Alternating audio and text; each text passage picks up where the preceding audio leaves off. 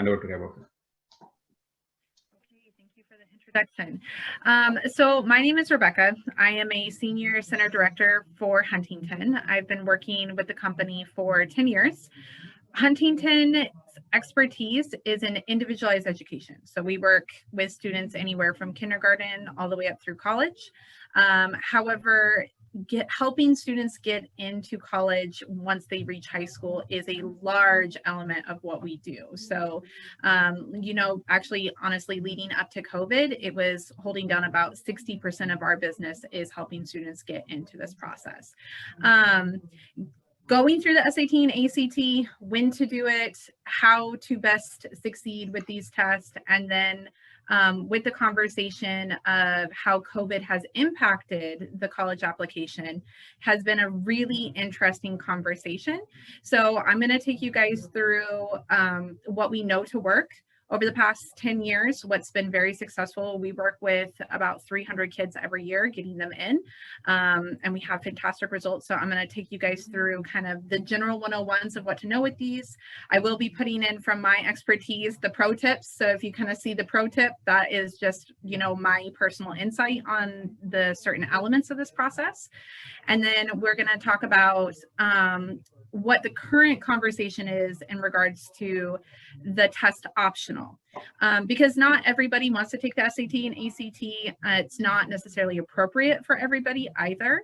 And so we want to make sure that as families are considering college, that they have all the cards on the table, as much knowledge as they can to put themselves into the best position possible to make the best decisions for their children.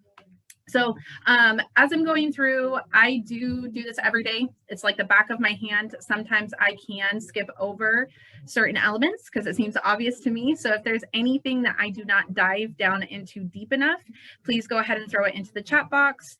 And then those will be questions that we'll be sure that we try to tackle at the end. So moving into it, the agenda. So what we're going to do is we're going to first take a look at the difference between the SAT and the ACT. Depending on where you are in the nation, one of these two tests is considered to be the household name. So we're going to take a look at the differences of the tests and which test kind of puts your best foot forward. When is the most appropriate time to start taking these tests? How the colleges will use them. So what kind of score do you need for which kind of colleges? If you choose to go the test optional route, what you need to be aware of. The frequently asked questions that go with all of these that don't kind of fit into a nice category, but I get them every time. So we're just going to go over those. And then at the end, again, we're going to open it up for your guys' questions. So first thing, putting test by test beside each other, I think the big thing to understand when you're looking at SAT and ACT is knowing that the tests are considered to be of equal value. Now, depending on where you are in the nation, you are either going to hear your high schools aggressively talk about SAT or aggressively talk about ACT. The test, if you talk to later, more mature generations, will say that you should take the SAT if you're going the ELA route, or you should take the ACT if you're going the STEM route. And it used to be because when the tests were of the older versions, they had different question types and they highlighted different skill sets. But these two companies are the only two companies in the nation that create a standardized test that is applicable across the board from coast to coast. And so what they have done is they've evolved quite a bit over time. And as they've evolved over time, they have different spheres of influence. So on the West Coast, we're going to hear SAT, but they're also consistently evolving their challenge inside of the question types and the categories that they are testing on. So nowadays, what you're going to see is that the SAT and the ACT have an equal platform. The colleges consider them to be equal. The types of classes you need to take in high school to prepare for them are going to be equal. It's going to be a question of which format you feel most comfortable with. So when we're looking at the two tests side by side, we're going to put SAT on the left side, ACT on the right side. The SAT is going to have a reading section followed by a writing section. I do want to highlight that when it says writing, that is not an open response section. That is a grammar and editing section. So the student is still selecting a multiple choice only. and then 2 math sections. One math section will be a no calculator section. The other math section will allow the student to keep their calculator. And then you have your ACT, which will also have an English section. Again, that is going to be all multiple choice, and it's going to be on grammar and editing, a math section, a reading section, and then a science section. One of the things that I think is really important for families to know when they're considering between the SAT and the ACT, and especially for students to know, is that the science is not real science knowledge in regards to the fact that you have to take certain science classes and then it's going to test your understanding of that content. What the science is on ACT is it is another reading section. So it's very heavy charts and graphs. They will show you an experiment, and it is how well you read through that experiment and analyze your charts and graphs. But the answer is somewhere on the page. It's not very often that you have to apply your background knowledge to the test. The math levels for both of them are going to go arithmetic through Algebra 2 Trig. And so once you have completed the Algebra 2 Trig class and you have completed your sophomore level reading, because that's about where it goes through, so 10th grade, you are ready to start taking these tests successfully. Now, if you guys have ever had a chance to look through any of the math sections, you will occasionally see glimpses of what could be argued as pre-calculus material, but it's usually very light and it is very inconsistent. So it's just considered to be high-level Algebra 2 and high-level Trig. The timing is the most important element to understand in regards to the differences between SAT and ACT. So SAT traditionally is known currently right now. It is a more complex question type. So you're going to see way fewer questions presented to you, but you are going to have much longer to complete those questions in. So from a student experience, if your kiddo is taking a PSAT, or an SAT, and they get back in the car and you say, okay, how'd it go? You're gonna hear a lot of your students say, I finished. It felt pretty good. I got to the end. So that's gonna be a very, very common piece of feedback where I think a lot of students are a little surprised is their accuracy, because the SAT has that complexity in the question type. We call them two-step solves. You usually have to be aware of multiple points inside of an SAT question when you're solving it. On the flip side, ACT is a black and white test. You either know the answer or you don't know the answer. But because of the easier question presentation, what they're going to do is they're going to give you way more questions, and therefore your time is going to move very, very quickly. So a really good example of that is SAT English section. When you're looking at the grammar portion, they only give you 44 questions. Whereas in ACT, when you're looking at the English section, they're going to give you 75. So they almost double it. Now, the difference is that when a student comes back and sits in the car and you say, hey, how'd your ACT go? What you're going to commonly hear without a lot of experience is you're going to hear a student be like, man, I didn't finish the time. I ran out of time. It got me. But then they're kind of surprised because what you invest your time into, you usually do get correct. So that's the most important part of understanding the differences between the SAT and ACT. If I have a student take both tests and they're scoring equal on them, you know, they've got 60% accuracy on the SAT and 60% accuracy on the ACT, and they're trying to debate and decide what they're going to take as far as their actual college application test, I will ask them, do you want to fight the battle of a harder question but be relaxed with your time? Or do you want to accept that you're going to be under the gun in ACT, but know when you're answering questions that you're going to get those points for you? So that's going to be the big conversation that you'll want to have with your student when you guys are considering between the two tests.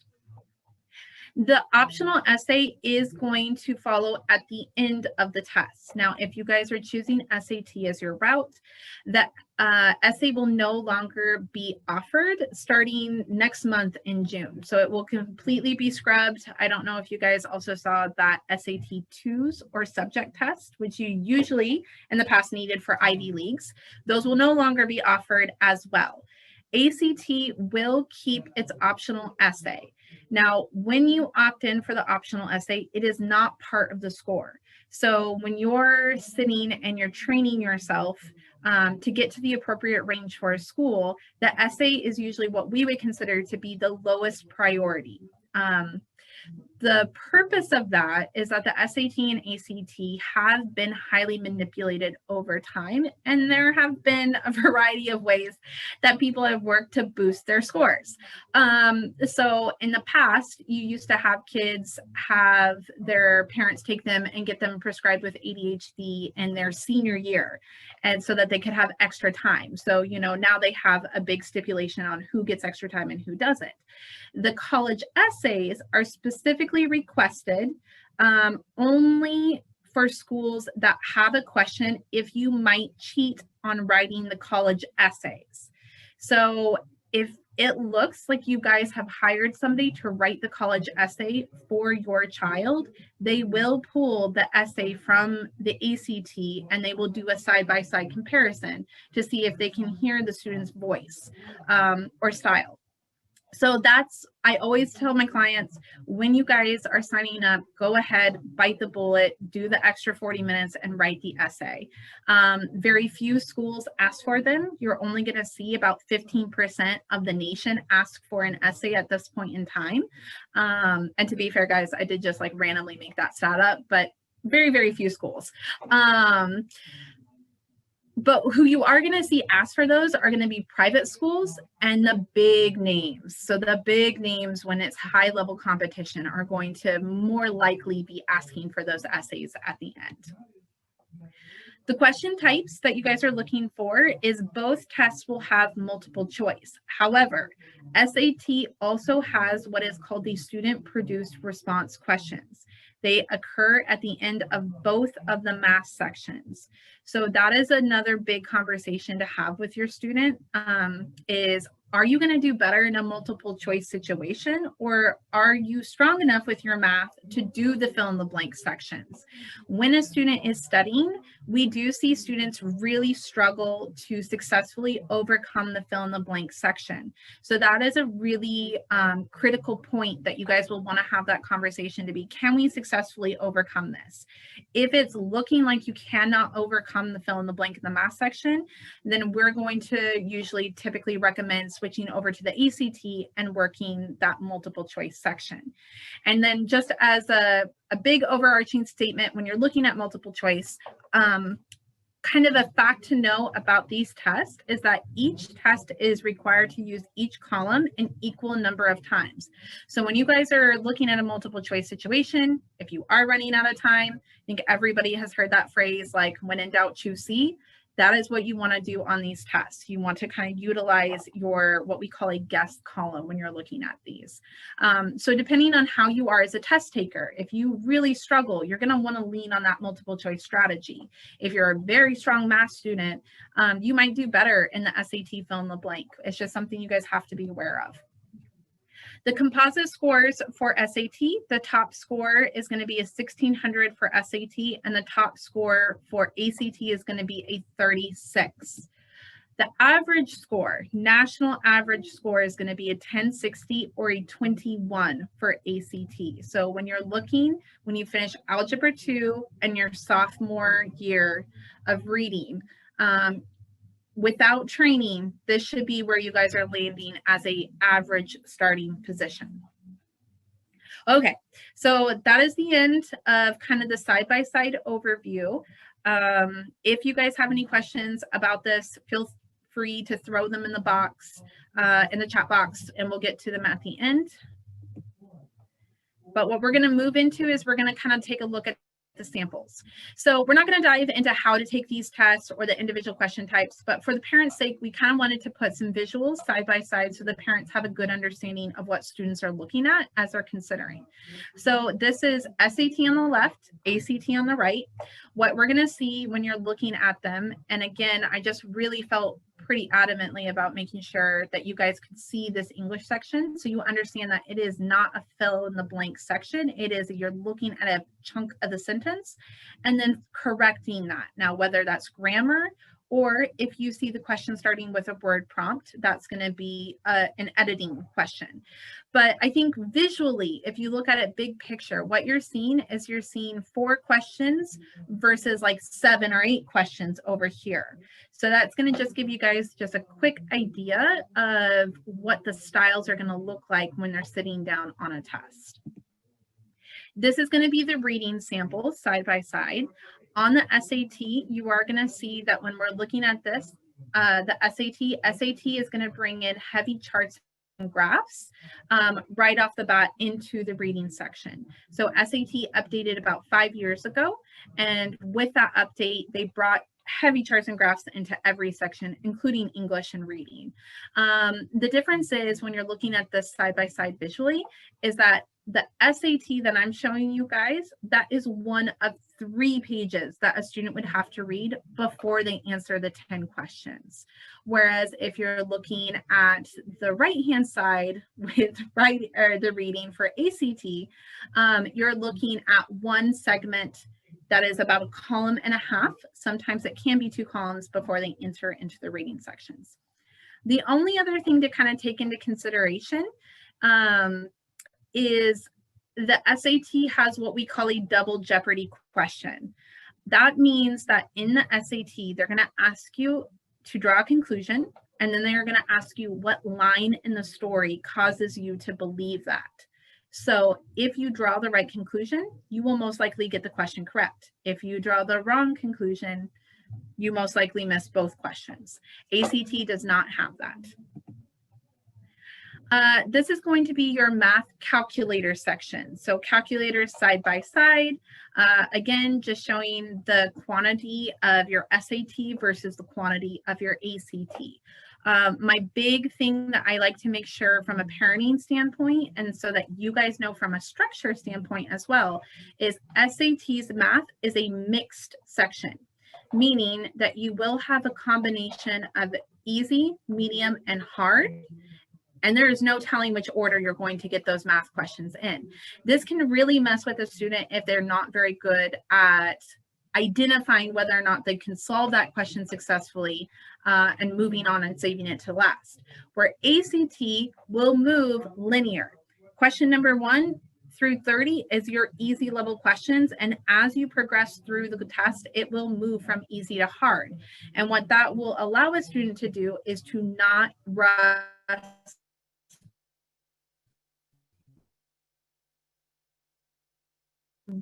past easy and medium questions to select that when you're looking at an SAT versus ACT. And then you have your 2 sections that are like most dramatically different, and that is going to be your math no calculator versus your ACT science section. So the no calculator is, I wanted to show you guys some of the examples of the fill in the blanks. Whereas your science section, I wanted to show you guys the fact that if you were to look through and glance that over, you're going to see it's not really asking you about any outside science knowledge. It's your ability to read through those charts and graphs in the experiment and then interpret it accordingly. So that's kind of the overarching formats of the test, just from a parenting standpoint, so that we kind of know what's going on. Now, timeline for the SAT and ACT. When is the best time to prepare for the test? So that is the #1 question that we get. I think that's probably, aside from which test you take, the most important question that you can ask. A lot of people assume that you are not going to deal with it until you are at the end of your junior year or at the beginning of your senior year. And what has happened is that colleges have become more and more competitive, which demands that it is better practice to prepare earlier and earlier, if not necessary to prepare earlier and earlier. So when we're looking at this, the best time to prepare for these tests is right after you take your Algebra 2 or trig class. It depends which school district you're in. Some school districts will combine those 2. Other school districts will separate those classes, but those are your content that you need to go ahead and put check marks by before you're actually legitimately prepared to start pursuing this journey. If you choose to wait until a student has completed pre-calculus or calculus, depending if you guys are in advanced classes, It is possible to, of course, do well on these tests, but what the situation is creating at that point in time is that the necessary knowledge that is relevant to this test will continue to go down further and further in the brain or in the files, you know, so it's going to take a lot more work to bring it back up to the surface and get that score to grow. Some students are very okay with that. Some students are willing to accept that journey. We just feel like it's generally better advice to execute on that knowledge while it's hot. Once you decide that your Algebra 2 trig class is done and you're ready to actually start selecting your test, then you have to choose which months you're going to do it in. Now, the SAT and the ACT are hosted on multiple months throughout the year. So you really can pick the dates that are going to suit your guys' schedule best. So you can take into consideration how intense your classes are, if you guys have sports schedules, if you're going to be, you know, traveling for an extended period of time, all of that can be taken into consideration. That being said, there are certain dates that are traditionally a little bit easier to be successful on. So for the SAT, if you choose the SAT, the most successful dates that you're going to have is October, because what that means is that you've had the summer to study, and then you're taking it generally in the beginning of the school year, idealistically before the AP or IB or honors, whichever school district you're in, really starts to kick in with heavy material. March, because it is away from first semester finals. And again, it gives you a couple months of quiet. It gets you away from the holidays, away from first semester to actually study for those. And I do think that there's something to be said for studying in the second semester because the kids have a better idea of how heavy their homework is. Or August. And again, that's for the argument of you can do it during the summer and get it done before school starts. If you choose to go ACT route, that one is going to be in September, studying through the summer to the September test.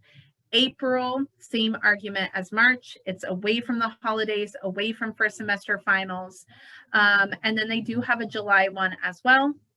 The July one, I feel 50-50 about. If you're a heavy AP or IB student, I think July is pretty successful because your stuff is done in May. And it gives you a couple months to study for July. But if you're on a traditional track, by the time school ends, you really only have about 3 to 4 weeks, depending on your school to prepare for the July test. So that one can be a little bit trickier to study for. The other things to take, and that's if we're talking from the pro tip, that's if you're taking your first test. Now, if you guys take this first test and you guys are shooting for a maximum score or a perfect score, there's a whole different game to be played here. So when you're looking to boost your score, the thing to kind of understand is that this test is graded on a curve.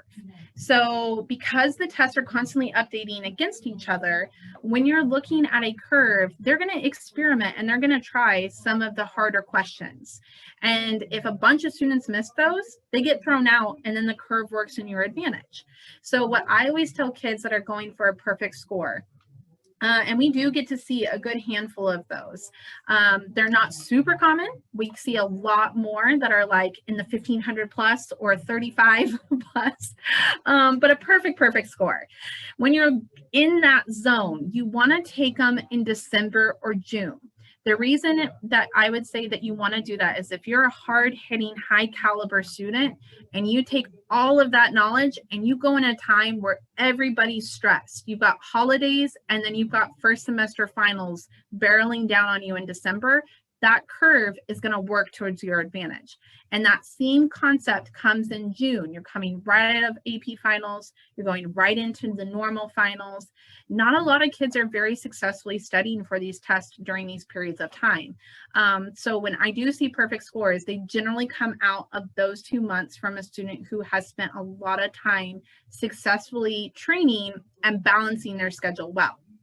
That being said, I do want to encourage, keep a really close eye on GPA. You do not want to compromise the GPA while you guys are trying for the perfect score.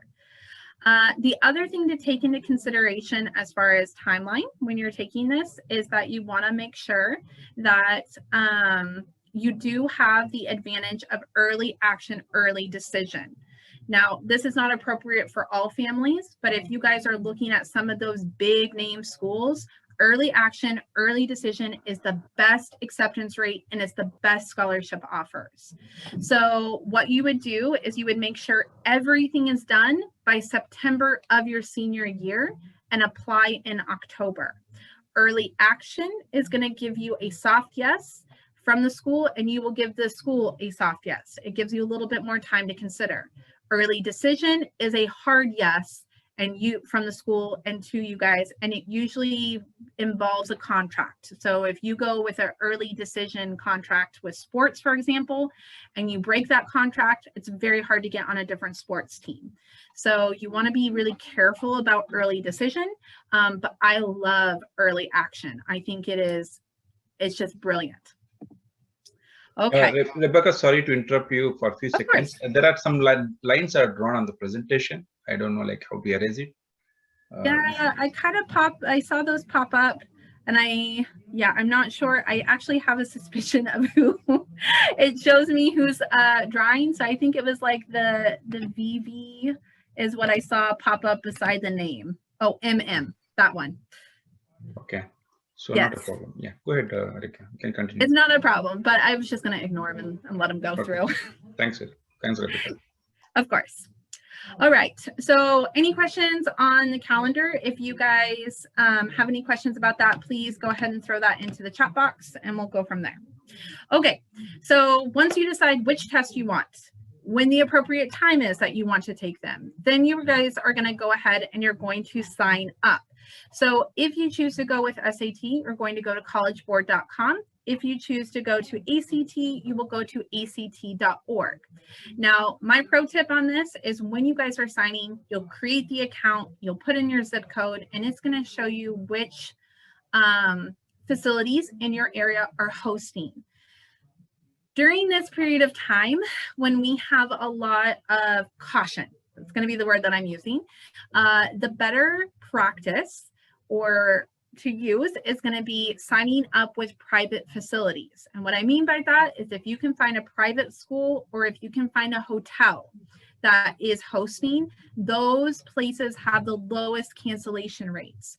So, you know, we've had a lot of cancellations this year. I don't know if any of you guys have gone through that process. It's been extremely frustrating. I had some kids sign up for like 6 tests in a row, and we finally had to just send them over to Idaho to take these tests in order to get them underneath their belt. And those kids did great. You know, they got into Purdue and UCLA and so on and so forth. But you know, even now we're still seeing occasional cancellations, and that can be really heartbreaking for somebody who spends a lot of time studying. So one thing that I would suggest is signing up for those private facilities. They're not going to cancel as frequently as, you know, places like your community colleges or your high schools. And then the question is, how many times do you take this? So you are going to want to take it a minimum of 1 time. But the standard times to take an SAT or an ACT is going to be 2 or 3 times. Now, technically, you can take this test as many times as you guys are willing to pay for it. Usually it's anywhere between the ballpark of like $60 to $65 a pop. But you can, I mean, these are businesses, so they're going to take your money as much as you're willing to give it to them. But standard is going to be 2 or 3 times, and I'm going to give you a couple of reasons why. So number 1, when you are taking this test multiple times, you guys are going to have the option to do what is either called score select or publish the scores. Now, publishing the scores is a complimentary free service that SAT and ACT will offer you. So you're going to pay $60 to take the test, and they're going to say, awesome, do you want us to send these scores out to these 2 or 3 colleges? And a lot of people will say yes. And that's fine if that's the way you want to go. If your back is up against the wall as far as timeline, or if money is an objection here, this is a really good complimentary service to take advantage of. But you want to be very careful. So if you choose to execute publishing your scores with the complimentary service, you can only take your test 3 times. A lot like baseball, 3 swings, you're out. And the reason is that it's considered to be not polite to hit admissions office with test scores over and over and over again. So if money is not an obstacle, or if you have the option to do so and you're comfortable, I always encourage everybody to go score select. Now, what that means is you can take this test as many times as you need to. The score will be reported to your account, but it will just be your information and it is private. So that means that you can look through 5 tests and say, okay, these are the ones I want to bring forward when you're ready to apply for college. Now, the reason that I say you do need to take into consideration financially what you're comfortable with is when you choose to go this route, they generally charge you anywhere between $20 to $30 per test to bring forward. So that's just one of the things that you're going to want, but you have a much larger control about the flow of information. So if that's not a route for you, you choose to go the public or the published route, just know that you need to limit it to 3 times, and then you probably need to be done at that point in time. Super scoring is the other massive conversation when you're trying to take this 2 or 3 times. So what super scoring does is they would say, okay, on test 1, you did great on reading. On test 2, you did great on math.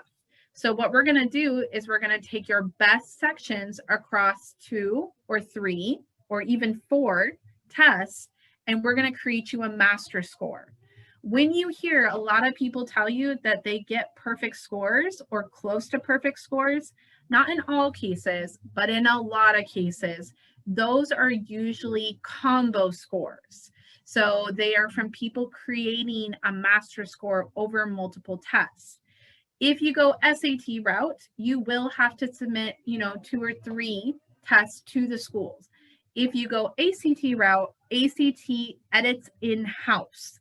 So you would submit 1 score and ACT does it for you. And so that's the way that that is going to look. So statistically, it is to your advantage to want to take this test and plan out a schedule for yourself to where you can take and study really successfully for 2 or 3 different tests.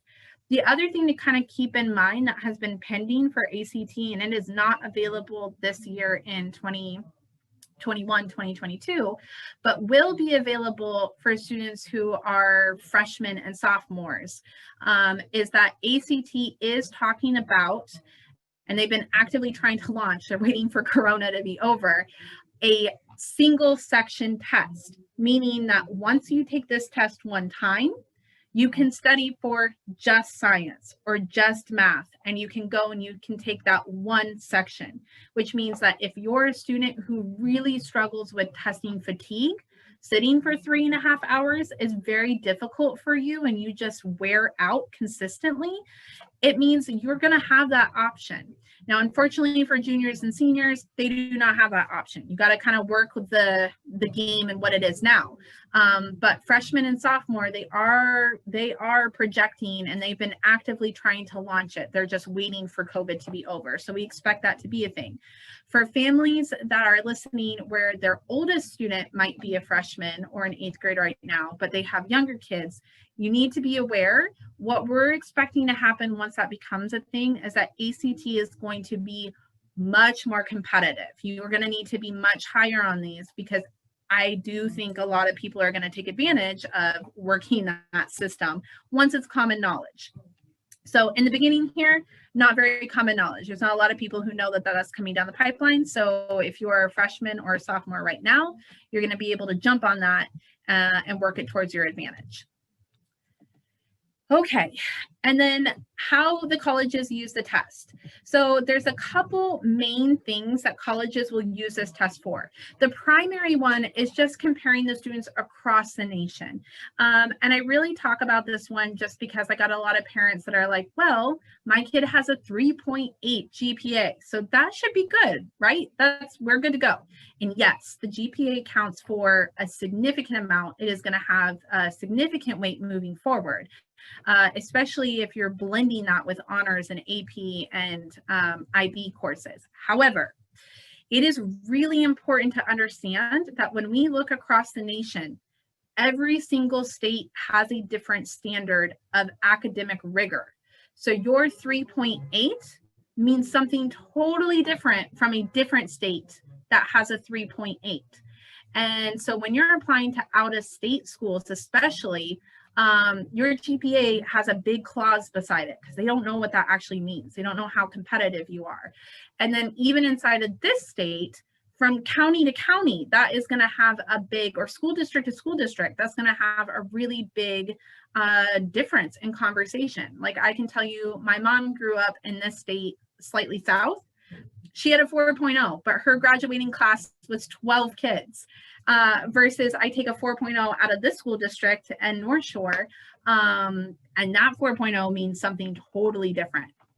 So you want to make sure your SAT and your ACT is there, because as strong as that GPA represents your work ethic and your desire, you need to have a second measuring tool to kind of show the differences and the changes between the school districts and the counties and the states.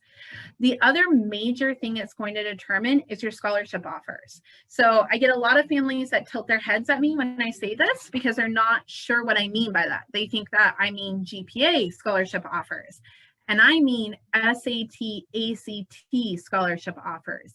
If you're applying to a school and your score is at the high end, it is very likely that you are going to get a scholarship offer, and it is very doable to get a lot of money when you're going to college. I had a kid who just got a 34 on his ACT and got $100,000 offered from UCLA. We had another kid who applied to NYU with a 29 and got 60,000, you know, and it can continue down from there. You know, those are kind of big highlighting shining cases that kind of pop off the top of my head. But, you know, I know some kids that have gotten just like closer to the national standard, something that you really wouldn't consider to be fantastic, but the school that they're going to, it's at the high end of their range, and so they'll get $10,000 for them every year. So normally my branch will see about $1.25 million come in scholarship money every year. So this is a big way to help fund or to help supplement or open up schools that otherwise might not have been available to you because of the financial situation. And then the last big one is to determine the acceptance into competitive programs. Now, what I mean by competitive programs is going to be things like if you're looking at a school that specializes in engineering, computer science, the nursing programs. UW is an excellent example of that, where they have, you can get in with a certain score into the school. But if you want to go in as a freshman and declare a certain major, you need to have a higher score than what they're asking for. And that is how you get accepted to a competitive program right from the get-go. Not all colleges will operate like UW, but a lot do. And so that's a really good way to continue to open up doors for yourself in your freshman year, is to make sure that if you want computer science, engineering, or the medical field, those are ones that you want to make sure that you take into consideration. And then, are the scores good enough? When you are looking at your scores and you're considering, you know, what we've got, what I would suggest is look at the acceptance rate. Now, these acceptance rates, just so that you guys know, are not doctored up for COVID. So last time we checked, the COVID college application for college applications are up 23%. So I'm not sure what that's going to look like when we go back and we take a look at what these are. But these are last year's acceptance rates. So when you're looking at this, so if I was to go down to the bottom of this range and I was to say, okay, we're looking at Seattle Pacific. They have a 91% acceptance rate, which means if you look at their expectation for SAT and you look at their expectation for ACT, basically you just got to hit the bottom number and you're going to be in. You do need to hit the bottom number, but if you hit that bottom number, you're going to be in. Versus if we come back up here and we're looking at UW Seattle and they're at a 52% acceptance rate, then you need to look at their advertised range and you need to hit at the 50% of their acceptance. And that is how you know that you're in what is considered to be safety range for application. Can you apply if you don't hit at that 50% in the range? Yes. But is it a comfortable spot to be? Probably not. So we always say that you want to be at the, the 50 versus if we look at some of the top schools right here, where you're going to want to have to be at the top of their range in order to be competitive. All right. And then that brings us to our test optional route. So I think that's got to be the biggest conversation piece that we have right now is, do we need to take the SATs and the ACTs? So I'm going to walk you guys through, if you have chose not to take them or if you don't want to take them, what it's going to take to get into college. And then we're going to have a quick talk about pros and cons of that. So if you choose to not take your SAT and ACT, what we are hearing from the universities, and I will put a big clause on this page because this is actively updating. So this is our current understanding of the situation. Your GPA needs to be slightly higher than what the standard campus expectation is. And your GPAs needs to be based off of your core classes. So if you're the type of student that is going to supplement with art or PE, they are not going to take that into consideration when they say core classes. Now, what that means is if I take UW, so that's our backyard school, and their standard campus GPA is a 3.75. What I mean by a higher GPA is you need a 3.9. So if you do that, that is a checkbox for you. The other one is that you need to make sure you have a minimum of 3 AP courses that you have scored a 4 on the test. So you can replace the SAT and ACT with your 3 AP courses. They are talking very aggressively about asking for a research college essay. So they want to see, the college essays themselves are not going to be insightful enough. You have to submit those with SAT and ACT's normal applications. So now what they're going to ask is for an additional essay. They are talking about multiple round interviews, and recommendation letters are coming back. Recommendation letters were fading away, but it's looking like it's going to be a process that's coming back. Recommendation letters, when we talk about those usually need to be 2 academic sources, 1 personal character source. So that's what we're looking for. And then the thing to kind of be aware of is that with the heavy influx of application, we are seeing more universities bring on more student peer review. So they help sort through, and they will say, okay, you're going to go into the top round for consideration, or we're going to set you aside on the wait list. And then once we consider all these other guys, we're going to deal with those. So, but I think the 2 big things for sure that are confirmed that are coming down is going to be, you have to have a higher GPA slightly, and you need to have 3 AP courses that you're scoring 4s and above. Those ones are concrete, like we've heard that from most of the universities across the board.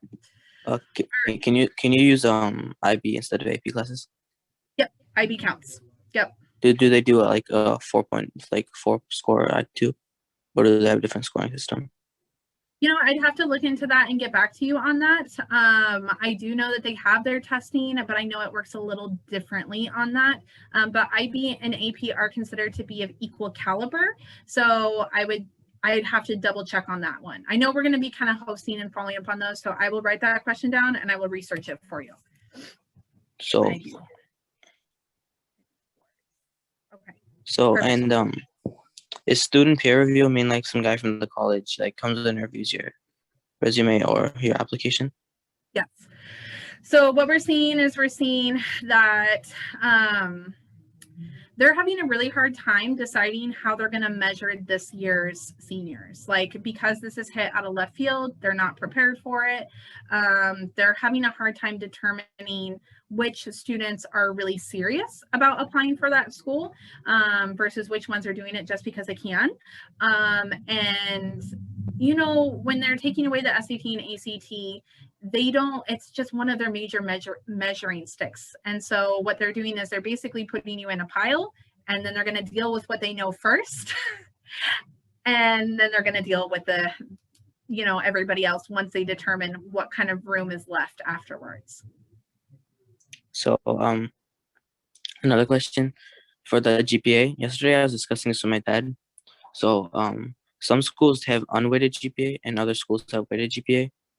Do like the colleges just filter out like the lower ones? Wouldn't that be unfair for the unweighted GPAs? that some schools have? You know, I'm not sure on that one. Like I said, we're kind of a little bit newer, but all we know for sure is that they've given us the example of like, if you need to be about 0.2 higher on what the campus GPA is, but I'm not sure about the weighted versus unweighted. So, okay, but we're almost to the point where I'm at the questions and answers. So if you have any more, put them in the chat box and then we'll loop back to them because they are good questions. But this is kind of newer turf for everybody. So I really appreciate those. I just unfortunately don't have a concrete answer for them yet. Okay, California schools. If you guys are going to be applying for California, one thing to know is that due to the lawsuit that has landed last week, California is officially test blind. Now, I'm going to go ahead and pop that last one. There is a big, big difference. And I think this is something that I want probably more than anything else in this test optional route when the families are considering to understand is if your school is test blind versus if your school is test optional. Because what I'm hearing a lot of rumbles is, oh, I don't have to take this test, which is true. You don't have to take the test. But if your school is saying it is test optional, they are still considering the test. Versus if a school is test blind, then yes, you don't need to take it. There's no advantage. It's not going to be playing into, the scholarship. It won't be playing into the acceptance, and it won't be playing into the competitive programs. So when we're looking at California, that is completely off the table. But if your school is test optional, and right now, all of Washington, with the exception of WSU, to my knowledge, is test optional, your SATs and ACTs are still being taken into consideration. So this is a much larger group. Like looking at the participants, this might be something that, there might be somebody in here. But one thing that I've really searched for actively inside my career is I'm asking people, do you know anybody who has actually gotten in on a test optional route? And that's a really good question to ask. Because I know with my kids that we're training, we've got a lot of kids that are getting accepted into college right now. We're getting a lot of scholarship offers. It is just making the kids that much more competitive. They're getting their answers a lot faster. They're standing out. But it's because they're providing and they're choosing to provide for the colleges, something that the colleges are used to measuring the students by. And it also shows the colleges that the students are serious about it. So, I mean, we listened to one of the big league schools in the past talk about the fact that because college applications are up so high, they don't know who's serious and who's not serious. So when you go through the extra step of taking an SAT or ACT, it not only shows your willingness to jump through their hoops and how serious you are about the application, but it gives them more tools to understand who you are as a student and to better evaluate and to therefore say, yes, we want this student, or yes, we want to incentivize you through scholarship to come, or yes, we want you in our, elite programs or that are typically hard to get into. So it's just something that I think a lot of people are missing, because a lot of people hear test optional and they sub into their brain test blind. We don't need that. So be sure when you guys are researching your colleges that you look at that difference. The other thing is if you are looking at going out of state and you're looking at going east of here, so we're not going south down to Oregon and California, but you're looking at going to the East Coast or going down to the South. Like, I don't know what's up with Texas A&M, but I'm hearing it quite a bit nowadays. You're looking at states that did not go as an aggressively lockdown situation as Washington. Those kids have been taking their SATs and ACTs, and you're going to be competing up against them. So you want to make sure that when you're taking that into consideration, you're giving yourself every advantage possible. Now, if you choose not to, if it makes you uncomfortable, it's just not something that you find is an option for you, then sure, go the AP route. But it's a little bit what I would consider to be dangerous range as far as what I've actually seen the kids being accepted in and what they have not. So, and I would talk to your guys' friends as well. Like ask people, do you know anybody who's getting in? Because I imagine someday I'm going to hear the answer is yes. But with the exception of WSU right now, that's not the case. And WSU has always been, in a sense, test blind. If you're a Washington resident with a 3.5, for as long as I've known that school, you can get in and it's automatic acceptance. You're good to go. Okay, so that's what we've got. Now for California, if you guys are considering California and you have younger students who are approaching, so freshmen and sophomore, what they are talking about substituting the SAT and ACT in for is the SBA testing. So the SBA testing is our state testing. You are required to pass it your 10th grade or sophomore year in order to graduate. They are talking about using that as the substitute of SAT and ACT. So it is going to be really important. I know in the past, a lot of kids have been like, it's a state test. I have good energy today. I don't have good energy today. If that's the case and California is on your guys' wish list, make sure you guys get a good night's sleep and that you take that test pretty seriously when you're taking that one. It is pending though. They have not officially announced. It's just what they have said that they're leaning towards right now as their substitute. All right. And then frequently asked questions. So, yeah, so you said that the California universities went test blind, right?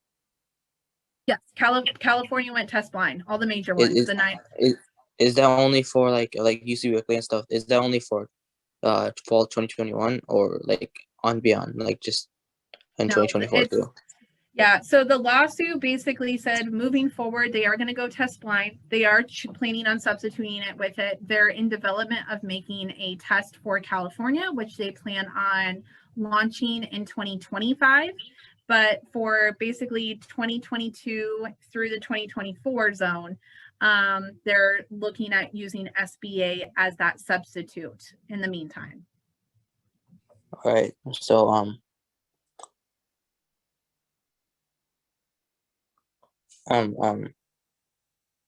so what is the lawsuit like about? Can I put that one on pause, go through these 3, and then I'll pop back to that one? All right. Okay, perfect. All right, so I'll write it down so I'll make sure that we got it. So we'll come back to the California lawsuit. Okay, so PSAT. So these are my 3 frequently asked questions, just that don't really fit nicely into any of these categories, but is related to what we're talking about and does play impact when you're looking at the college journey. So PSAT versus SAT. PSAT is half the version of your SAT. So one thing that I think is really good for parents to understand is when you're looking at a PSAT score, you're only looking at half of the test.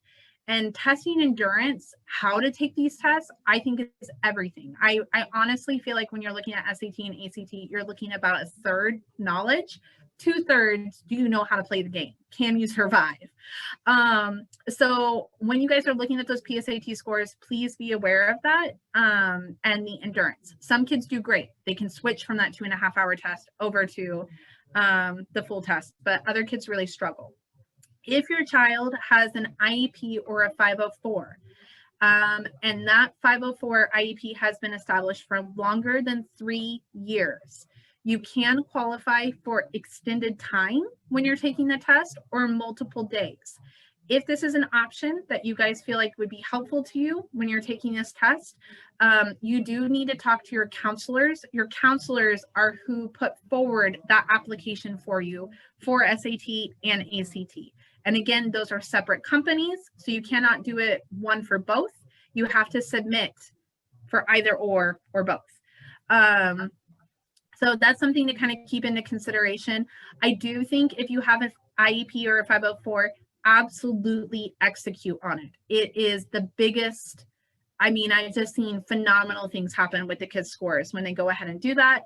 And the colleges cannot see if you went into special conditions to take these. But usually what that looks like is you can either take it over multiple days, you can take it in time and a half, or you can take it double time.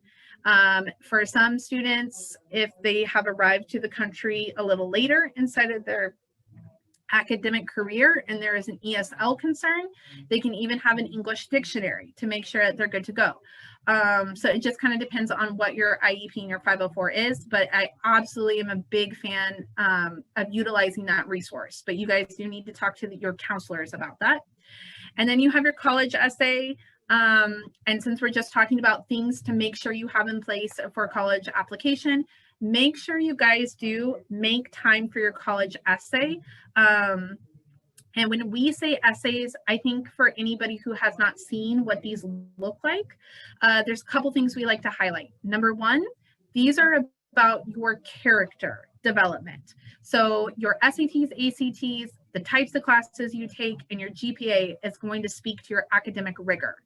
But your college essay is about who you are as a human being and how you have evolved over time and how you could potentially continue to evolve once you move into college. So you really want to highlight that growth as a human being in these essays. And when we do talk about essays, I think it's really good for parents to understand that usually there are 3 essays per school, but they are not 5-paragraph essays. They are usually 1 to 3 paragraph response.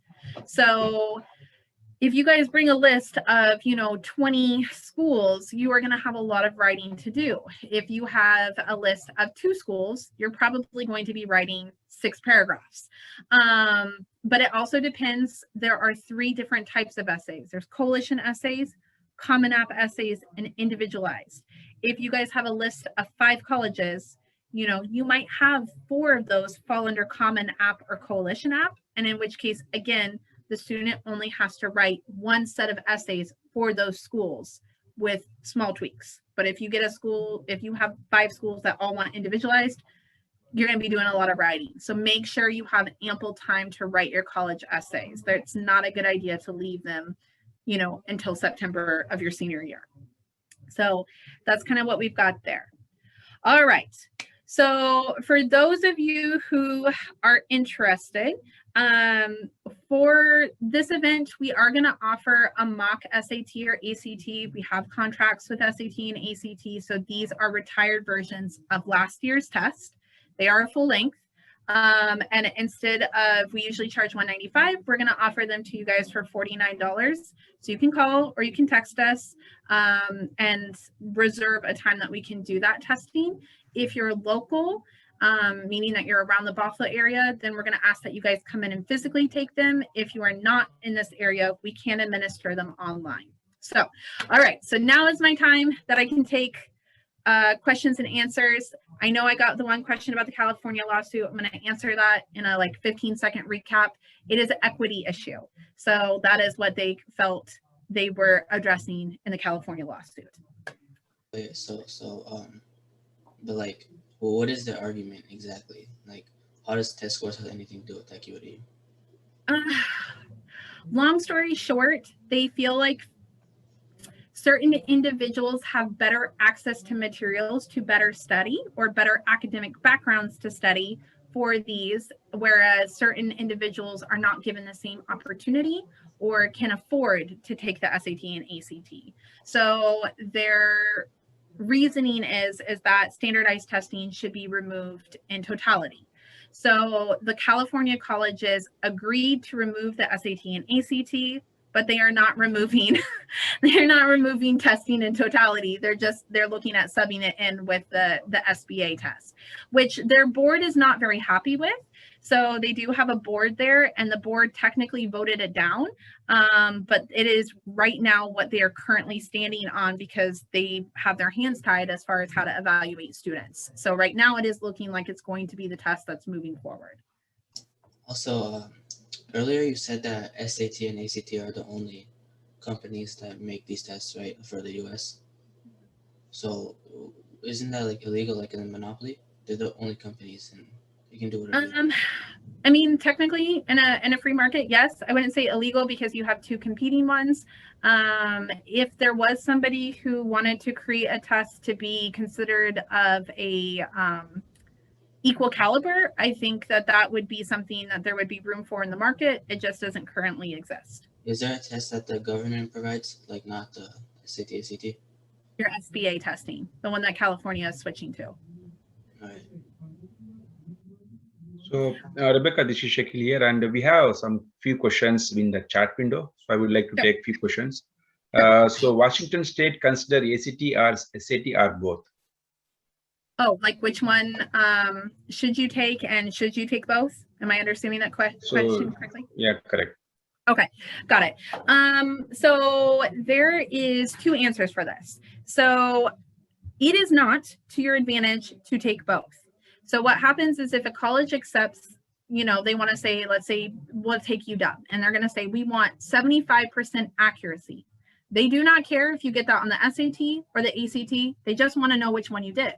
So if you take both and it comes time to apply for college, they're just going to say, give us the one that you did better on. So for people who don't want to study and they just want to kind of like take a swing in both directions, then sure, take both and then give them your better score. But if you're trying to study and improve your score, I always suggest pick one, because you want to take that one multiple times and you want to work that statistic to your advantage.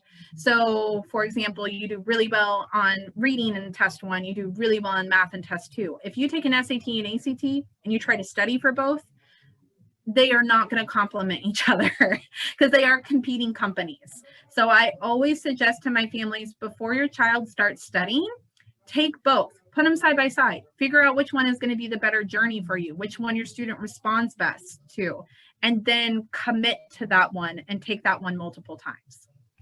Okay. In the similar way, like we have other question, would you suggest taking both ACT and SAT? What are the pros and cons? So personally and professionally, ACT in my mind is a much more superior test than SAT. Now, SAT is arguably harder than SAT, but the colleges right now do not take that into consideration. They consider them to be of equal value. And so when I'm talking and advising to families, I would probably say 90, like, and this is again just a random stat, I just make them up, but the majority of my kids end up training on ACT because the majority of the kids do better in a black and white situation where you know the answer or you don't and you can move on. And so the most students are going to perform much better in that kind of scenario, even though the timer is moving much faster. It allows a lot more successful training program as well, because they can clearly see, oh, this is the content I need to study in order to answer this question correctly and continue to move my score forward. Where SAT, because it is so complex with its presentation, can be really confusing to study for. And the fill in the blank math sections, if you're not doing well on the fill in the blank math sections, it is a huge indicator that you're going to want to go ACT. So personally, I prefer ACT. I've seen a lot more success out of it out of the last 4 to 5 years. If you had asked me before that point, before SAT changed, I was a big fan of SAT. But I just think that the way the two tests have been evolving against each other, ACT is a more successful test right now. But I do think it's important to take a student's perspective into consideration. If a student sits down, takes both of them side by side, and then can score well on the SAT, play to your strengths. Absolutely. Yep. So thanks, Rebecca. And the next question is, can you please tell about PSAT and NMSQT? Oh, I think I lost you. Yeah, it's about like they are asking about the PSAT or NMSQT. So the piece, and what about the PSAT? Yeah, can you please tell more about the PSAT and NMSQT? Okay, so the second one that you're referring to is a little outside of my area of expertise, okay. So I'm going to step around that one. But the PSAT. So the PSAT is usually offered your sophomore and your your freshman and your sophomore year, required in our area at least in your junior year. And what it's doing is it's giving the student a chance to be introduced to the format of SAT. Now, there is a lot of politics that play into this. So for example, most families are familiar with the National Merit Scholarship. If you do well on your PSAT, then there's a chance that you can be offered a National Merit Scholarship, which is, you know, in comparison to like the real test and the real money that colleges offer you is very minimal.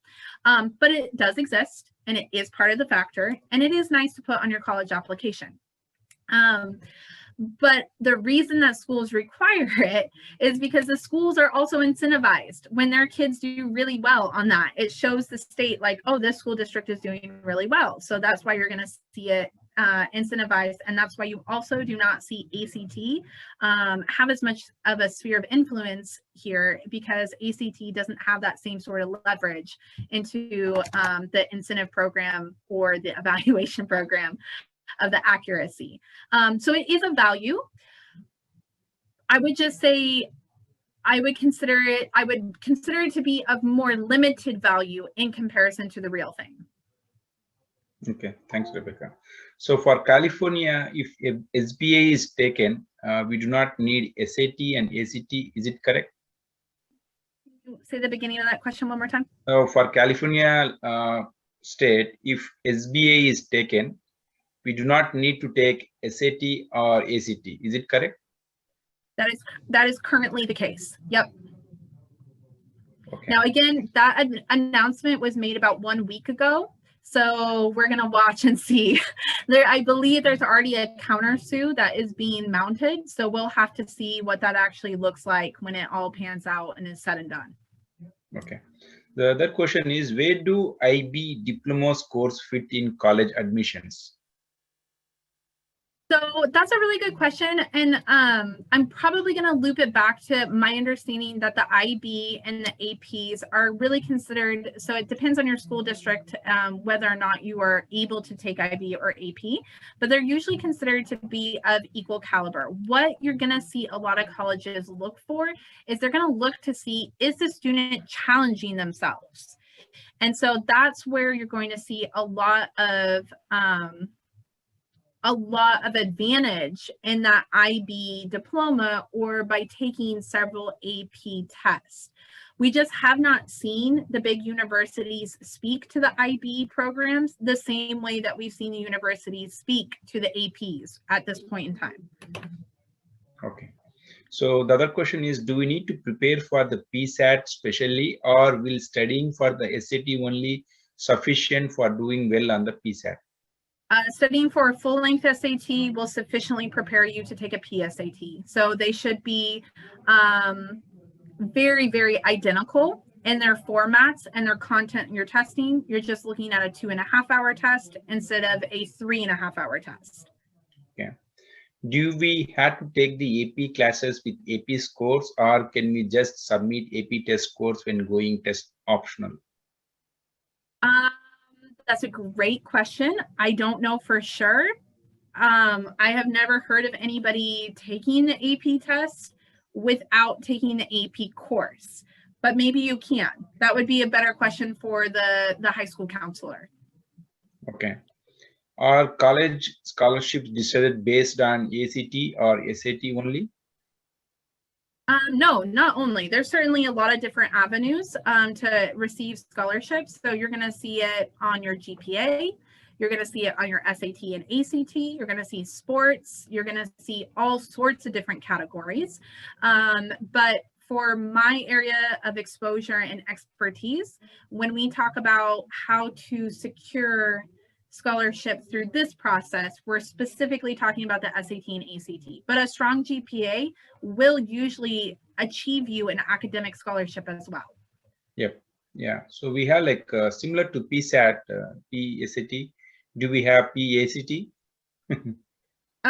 No, not in this area. So if it is a person who is asking from like the South or from the Midwest, yes. But not on the West Coast.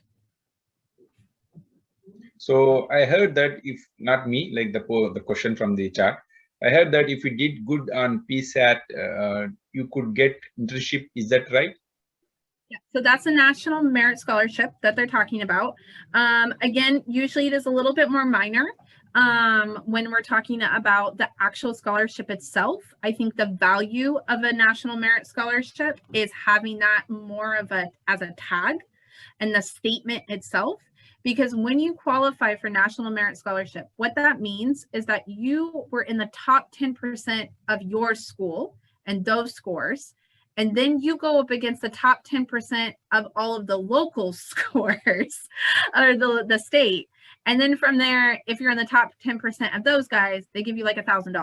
So that's the way that works. So it's not a super large amount. It's not a good way to plan for like financial security, but it is a nice tag to show that you are competitive at a higher level. Okay. Do colleges see PSAT scores? Yes. Yeah. So again, there's a lot of belly of the beast politics that are associated. Your high school will automatically start to send those out to local colleges that they basically have a contract with. It's a market. Yeah, you will start to be marketed to by colleges because your school is paid for that information. Okay. So how do sports impact on scholarship? So let's just say, and this is going to be a very sloppy example because I've seen a lot of schools give scholarship, but I've never seen scholarship come out of UW Seattle ever in my 10 years for SATs and ACTs. But I'm going to use them as an example because I just know them so well. So let's say you take the ACT. They're going to advertise that their range that they want to see is anywhere from a 27 to a 32. That is where the majority of their students are hitting on an ACT. Now, again, UW's acceptance rate is 52%. So when we train kids to get into UW, they train to a 29 or 30. That's where they're hitting in order to apply. But if you get a 32, that is when you start talking scholarship money. And so you can take that principle and apply it to any school. So you could take a look at Texas A&M and you could say, okay, what's their top score that they expect from SAT and ACT? And if you're in that top range, that's where you would expect to get scholarship. Now that changes if the school is super competitive, like what we would see with like UCLA, where they only have a 12% acceptance rate. Then you need that top score just to get into that school. But that's going to be a really good principal practice if you go to, there's a lot of kids that I know that are pursuing like the attorney route. And so what they will do is they will pick a less competitive school, knock the SAT and ACT out of the ballpark, get a full ride scholarship to their 4-year undergrad because they know they're going to have to go into grad school and pay for grad school.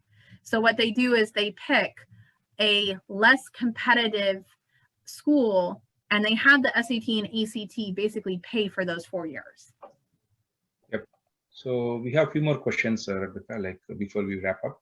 So how does weighted and unweighted GPA affect college acceptance? Yeah, that one is a little bit outside of my turf as far as like having a lot of authority to speak to that one. That I'm not 100% sure on that one. Okay. Does the PSAT have half the number of questions? Not exactly, but close. Okay. So if the child is not into sports, how does it impact in admission in reputed college? Very little. Yeah, very, very little.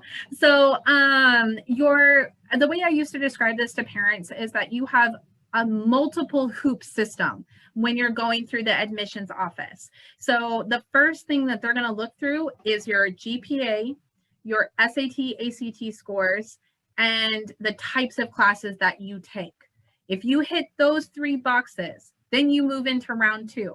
And then they look at your college admission essays. And then they'll look at, who you are in regards to what did you participate in and so on and so forth. But I get a lot of parents that come to me and they're like, oh, well, our volunteer hours are not where they need to be. And we cannot study for our SATs and ACTs because we got to go volunteer, at XYZ. And volunteering is great. But if you flop on the SATs and ACTs, they're not going to get to even looking at your volunteer hours. And I would say it's the same thing with sports. Okay. So will studying for the ACT prepare you for the PSAT? For the studying for the ACT, will it prepare you for the PSAT? Yes, yes. Oh, maybe 40%. There is overlap between the two as far as content knowledge. But the key to studying for SATs and ACTs, and I see this a lot with kids who come in and they're like, I've been studying for SAT a lot. And I'm like, what are you doing? And they're like, I'm doing Khan Academy questions, which is great. The Khan Academy is partnered with SAT, so they have good content, but they're just studying content questions. The way you really study for an SAT and ACT is you put yourself under timed conditions. And so SAT and ACT timing is totally different. So when you study for an ACT, it is not gonna 100% translate over to SAT. Yep. So which month will be preferable to take PSAT? Like what it, I'm sorry, I don't understand. So what is the best time to take which month will be the best for to take the PSAT? Oh, PSAT is set. You don't get an option on that. It's administered in October by your schools, and it's you either take the October one that is offered by your school district or you do not. So when is the earliest we can take the SAT or ACT? So the tests are good for 5 years. So the earliest you can take them is in 8th grade before they expire. But again, you want to make sure you're done with your Algebra 2 class. Otherwise, you are going to be going into a compromised situation. Yep. So the last question I have is for kids with IEP, what would you recommend, SAT or ACT? Yeah, that's a good question. I think ACT is going to be better. If you think about it in regards to the fact that you have a clear question asked to you, and then you partner that with an IEP or a 504 where you get double time, because the hard part about ACT is doing those questions so fast. So if you get double time and you have time to consider and the question is really clear, I think ACT is, again, it's a superior way to go, in my opinion. Okay. So could we take the ACT on last question? This is the last question I'm going to take. Could we take the ACT on an experimental basis before taking the PSAT? Yeah, absolutely. So that's something that we can help with. If that's not a route that they feel comfortable with, you can go download a test. You're just going to need to make sure you administer it for yourself and that you understand how to grade it and score it and all of that jazz. But there's a lot of resources out there, and I do think it is worth looking into. Absolutely. Yeah. Yeah. Thanks, Rebecca, for answering all the questions. It was a nice session. And thanks for every participants who are part of this session, educational session. And this recorded session will be available on the WATS the Facebook page and in a couple of days. And we'll be having following sessions on the similar to the college planning and college funding and other related topics. We'll try to publish over the flyer and other things like. Do you want to say anything, Rebecca, before we wrap up the session? No, absolutely not. I do appreciate your guys' attention, your participation. I am hugely honored to be able to just kind of help answer those questions for our community. I know that they're big ones. So any follow-up questions, even if it's not to take the mock SAT and ACT, that number is how you guys can get a hold of me and ask questions. So yeah, definitely you can reach Rebecca or me at the board at watsweb.org. We'll definitely try to connect to Rebecca on that for any questions, and we will be having the recorded session on the WATS Washington Telesummit Facebook page. Okay.